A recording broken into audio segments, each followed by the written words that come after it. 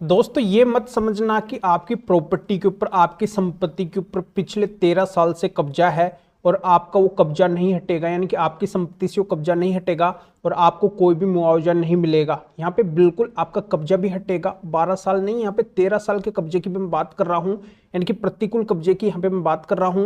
यानी कि बहुत से लोगों को ये सोचना होता है कि 12 साल तक अगर कब्जा हो जाता है तो संपत्ति वापस हमें नहीं मिलती है, यानी कि वो कब्जा नहीं हटता है। पर ऐसा नहीं है, वो कब्जा भी हटेगा और आपको मुआवजा भी मिलेगा। और मुआवजा छोटा मोटा नहीं है, 20 लाख रुपए का भी मुआवजा मिलेगा या फिर इससे अधिक का भी मुआवजा आपको मिल सकता है। यानी कि यहाँ पे जितनी आपकी जमीन की कीमत है उतना मुआवजा आपको मिलेगा। पर ये कैसे मिलेगा, ये पूरी जानकारी मैं आपको इस वीडियो के अंदर बताने वाला हूँ। एक बेस्ट कानून आया है, एक ऐसा सॉल्यूशन आया है जिसकी आप उम्मीद कर रहे थे, वही सॉल्यूशन अब आपको इस वीडियो के अंदर देखने को मिलेगा। पर आपको वीडियो को बिल्कुल अंत तक देखना है, पूरी जानकारी आपके समझ में आ जाएगी। और इस चैनल को अभी तक सब्सक्राइब नहीं करे हैं तो पहले इसको सब्सक्राइब भी कर दीजिए और साथ में बेल आइकन को भी दबा दीजिए। तो चलिए शुरू करते हैं। तो वेलकम दोस्तों, मैं हूं आपका अपना एडवोकेट जितेंद्र। दोस्तों अगर किसी की संपत्ति के ऊपर कब्जा हो जाता है और वो संपत्ति मूल्यवान होती है, यानी कि कीमती होती है, उसको रेंट के ऊपर भी दे सकते हैं या फिर उसके ऊपर वो निर्माण कर सकते हैं, उससे वो अर्निंग कर सकते हैं, उससे वो इनकम कर सकते हैं। पर अगर उस संपत्ति के ऊपर कब्जा हो जाता है तो कब्जा होने के बाद में वो कब्जाधारी उसका उपयोग करता है और जो प्रॉपर्टी का असली ओनर है, रियल मालिक है, उनको कुछ भी नहीं मिलता है। यानी कि उनका नुकसान ही नुकसान होता है, उनकी संपत्ति भी उनके हाथ से चली जाती है और उस संपत्ति से जो इनकम करने वाले हैं उनकी इनकम भी वो बंद हो जाती है, यानी कि उससे उनका कोई भी फायदा नहीं होता है। तो आज के वीडियो के अंदर मैं आपको बताने वाला हूं कि उस संपत्ति से अब कब्जा भी हटेगा और उस संपत्ति का आपको मुआवजा भी मिलेगा। यानी कि जितनी आपकी संपत्ति की कीमत है उतना मुआवजा आपको मिल भी जाएगा, यानी कि आपकी संपत्ति की कीमत के ऊपर ये डिपेंड करेगा।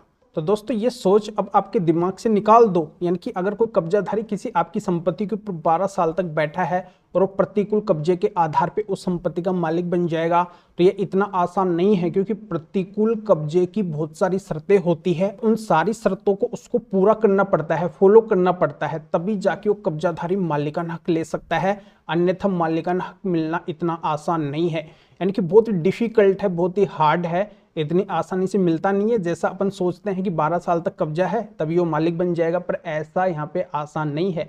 इतनी आसान खीर नहीं है कि वो ऐसे ही खा जाएगा, उसको यहाँ पे बनी बनाई मिल जाएगी, ऐसा बिल्कुल भी नहीं है। बस ये सोच है, तो इस सोच को आपको निकालना है।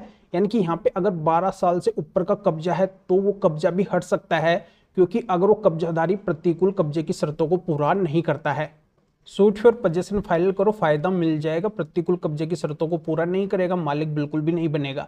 अब बात यहाँ पे ये आती है कि जितने दिन तक वो उस संपत्ति के ऊपर कब्जा बना के रखा है, उस संपत्ति का उपयोग किया है, तो उसके बदले में उससे आपको मुआवजा भी मिलना चाहिए।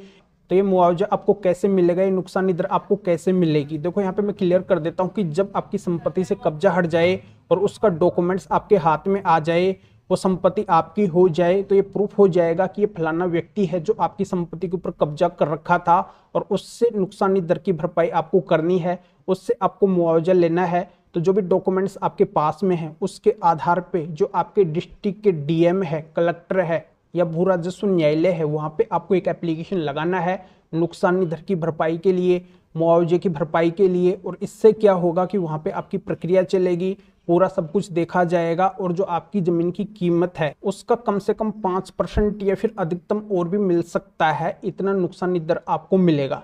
जैसे आपकी कोई संपत्ति है वो 1 करोड़ रुपए की है, तो इसका 5% 5 लाख रुपए हो गया, यानी कि ये 1 साल का 5 लाख रुपए हो गया। तो 5 लाख के हिसाब से 13 साल का आपको 65 लाख रुपए उस संपत्ति का नुकसानी दर मिलेगा, मुआवजा मिलेगा। तो दोस्तों नुकसानी दर की धारा अलग अलग स्टेट के अंदर अलग अलग है। जैसे कई स्टेट के अंदर धारा 125 है, यानी कि नियम 125 है। कई स्टेट के अंदर धारा 127 है, यानी कि नियम 127 है। नियम 132 है, 134 है, 136 है, 142 है, 151 है। तो आपको यहाँ पे ट्राई करना है कि आपके स्टेट के अंदर मुआवजा यानी कि नुकसानी दर आपकी संपत्ति का कब्जा करने पे लेने के लिए कौन सी धारा के अंदर आपको ये एप्लीकेशन लगाना है, आपको अपने स्टेट से पता चल जाएगा। और जैसे ही कब्जा हट जाए तो इस तरीके से आप एप्लीकेशन लगा के आपकी संपत्ति का मुआवजा यानी कि नुकसानी दर उससे ले सकते हैं जो कब्जा वहां पे बना के रखा है।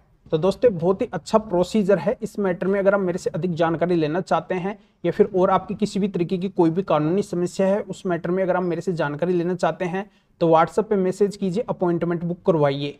तो अभी आप इस वीडियो को लाइक कर दीजिए और शेयर भी कर दीजिए और लोगों तक भी ये जानकारी पहुंच सके। तो वीडियो देखने के लिए आप सभी का बहुत बहुत धन्यवाद।